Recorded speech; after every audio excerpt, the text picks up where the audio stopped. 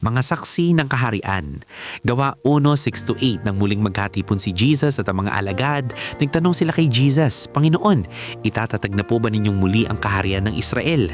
Sumagot si Jesus, "Ang mga panahon at pagkakataon na itinakda ng Ama sa kanyang sariling kapangyarihan at hindi na kailangan pang malaman ninyo kung kailan iyon.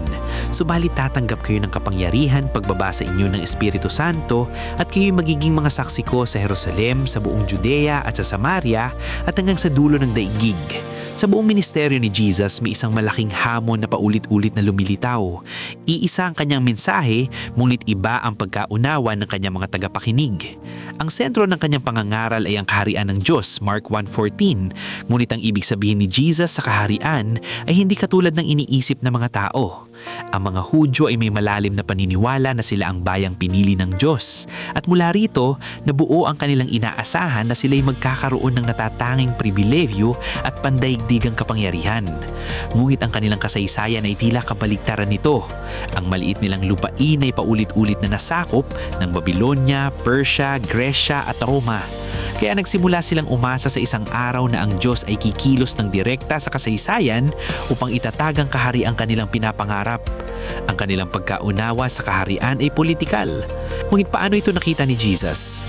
Makikita natin ang sagot sa isang pamilyar na panalangin. "Mapasa amin ang iyong kaharian, sundin ang iyong kalooban dito sa lupa tulad sa langit." Sa estilo ng Hebreo, ang dalawang pahayag na ito ay magkaugnay. Ang ikalawa ay nagpapaliwanag sa una. Ibig sabihin, ang kaharian ng Diyos ay ang lugar kung saan ang kalooban ng Diyos ay ganap na nasusunod. Hindi ito kahariang itinatatag sa kapangyarihan, kundi sa pag-ibig at pagsunod.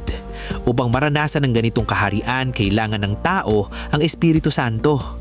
Hindi ibig sabihin nito na ngayon lamang umiral ang Espiritu. Ang Espiritu ay laging naroon. Ngunit may mga kapangyarihan na matagal nang umiiral, subalit dumarating ang panahon na ito ay nararanasan at nagagamit ng tao sa mas buong paraan. Tulad ng enerhiya sa mundo, patagal na itong umiiral, ngunit may panahon lamang na natutunan itong gamitin. Ganon din ang Espiritu Santo. Naroon na, ngunit ngayon ay mararanasan ng mga alagad ng kanyang kapangyarihan. At ang kapangyarihang ito ay may layunin.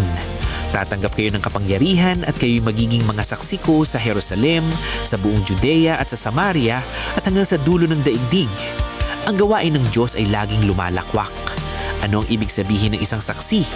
Una, ang saksi ay isang taong nagsasabing, "Alam ko ito ay totoo." Sa isang hukuman, ang patotoo ay dapat mula sa sariling karanasan, hindi mula sa narinig lamang. Ang pananampalataya ay hindi sapat na sabihin, "Sa tingin ko." Ang tunay na saksi ay nagsasabing, "Alam ko."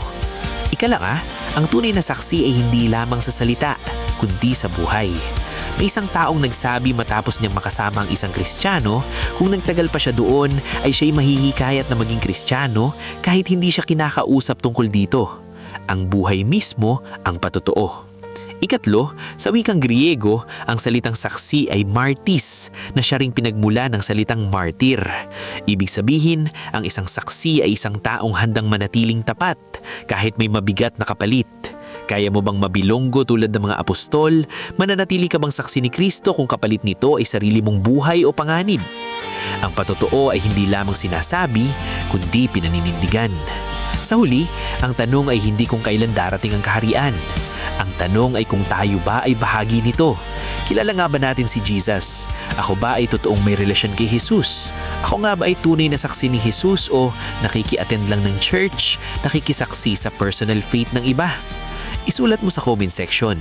Alam kong totoo si Jesus dahil blank. Hintayin namin ang sagot mo, kapatid. Shalom!